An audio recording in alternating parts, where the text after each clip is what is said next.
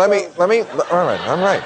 Let me go to something else Obama did this week, because this did get under my skin. He was at this town hall meeting. He was asked a question. The question was, with over 1 out of every 30 Americans controlled by the penal system, why not legalize, control, and tax marijuana to change the failed war on drugs into a money-making, money-saving boost to the economy? Do we really need that many victimless criminals? Let me show you his response.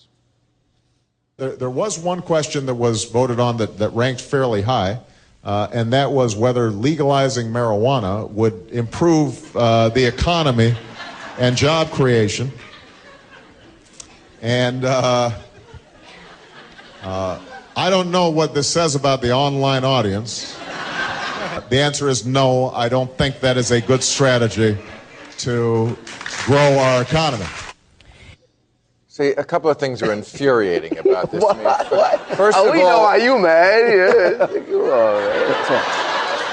Right, and you're not. But I'm not really. Well, but listen, I think that in the country, okay, if you got a president where people smoke cigarettes every day, they could drink beer at 8 o'clock in the morning, they could watch every stripe of pornography known to man, then why not legalize some fucking weed and make some money? You know what I'm saying?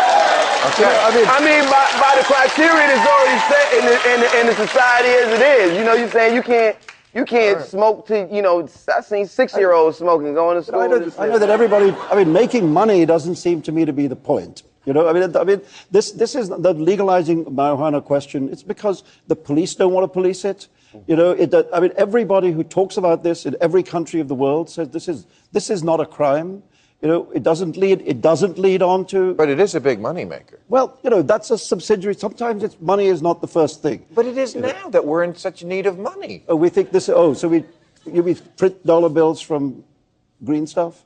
Well, we don't. That's the difference, but we don't have to just print them like we're doing now. It's a product. But I think, you know, what you could do is let the police do other things. You don't fill up the jails with people who shouldn't be in jail. You don't waste time. You know, this is not... Right. It's not to do with... And it makes some money. And it makes money, okay. We broke, Simon. We need some dollars. Yeah, all right. There's hard times in America. And also, for Obama to mock... You know, I don't know what's going on the internet. Well, excuse me, the internet is America now. That sounded like John McCain. So Bill, that was an answer John McCain would give. What do you really expect him to say at the online town hall meeting? No doubt. I mean, I got some weed on me right now. No, he's not gonna say that. Of course, he's gonna be like, come on, kids. You know what he got to say. He's the president of the United States. You know? Well, he could have given a better answer than that. He really lost. He's trying to get off the subject so they'd be like, I told you. He got so much damn scrutiny on him. See, that's what happened when you're the black guy with the job, okay? You're the black guy with the job. The motherfuckers is like, okay, what the fuck is you doing, Mr. Negro? What are you doing? What are you doing? See, coming here trying to change shit. He got casual Thursdays and Fridays. Okay, he's going through that. And I say, you know, in general, I would like him to just stop with the bipartisan stuff. Right. You know, I mean, this trying to bring the people he's just defeated along so that they can veto his policies, etc. There ain't any other country in the Western world which behaves like that. You win the election, you run the country. Thank you. Of course they're not going to agree with him, and of course they're going to try and block him at every turn. And he may as well just run the damn country. Right. You know? Because it's a crisis anyway. He just got the job. And it seems to me that on the marijuana I do not want to be the president. Every time there's been votes and public opinion polls, it's popular to legalize marijuana. Right. It's not even unpopular. That's why it was so annoying for him to talk. This was, by the way, this was the number one question. Yeah. The number one question that everybody asked. So for him to marginalize, like, oh, yeah, right, those nuts online, those pothead commie fag pinkos online. He's already under a bunch of scrutiny. Now you don't want to be the this is what you're doing. You're loyal to the person. No, I'm not not loyal. the principle. Listen, I'm a skeptic. I barely voted to say the least. I'm a skeptic. I believe in Bigfoot before I believe in the shit that they tell me. I'm serious. I know you do. Bigfoot is more plausible to me than that shit. But all right. I'm not an Obama loyalist. I'm just saying, be cool. Bigfoot, I got to bring out. We got Big Ego waiting over here. He's the contributing editor to Vanity Fair, whose latest book, God Is Not Great, comes out in paperback in April. Christopher Hitchens, right over here. Oh no! Let me help you with that. Thank you. It's my dope substitute. Is this your urine sample? It's my dope substitute. No. Chris, I love you because, for years, people have been coming out on talk shows with alcohol and hiding it. Not you. Not I. They put it in a cup like this. Chris is proud. He's like, this is scotch, fuck you. Look. Well, in the case of Christopher, it's far too late to hide it.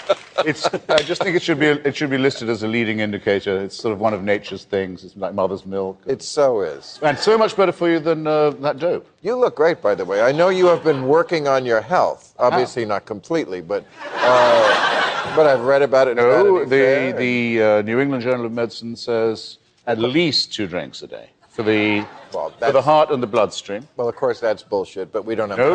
Yeah, it is. And by the way, the wine should not be white. All the Chardonnay drinkers have been wasting their time. Look. Red. Pinot Noir. You don't have to tell me about the pleasures of liquor. I spent a lot of my life involved with them, but there is no doubt that any amount of liquor, any amount of any poison is bad for you. The reason why you have this bullshit statistic about 2 drinks are good for you is because we live in the country of great stress. So the guy who comes home from work and has 2 drinks lives a little longer than the guy who's like this and has a heart attack at 59. It doesn't mean it's good for you. But anyway, I'm glad you're in better health. It cleans out, it pumps out the arteries. It gets the fuzz out. And my brother likes to say it's water-based. It does the pipes. Water-based.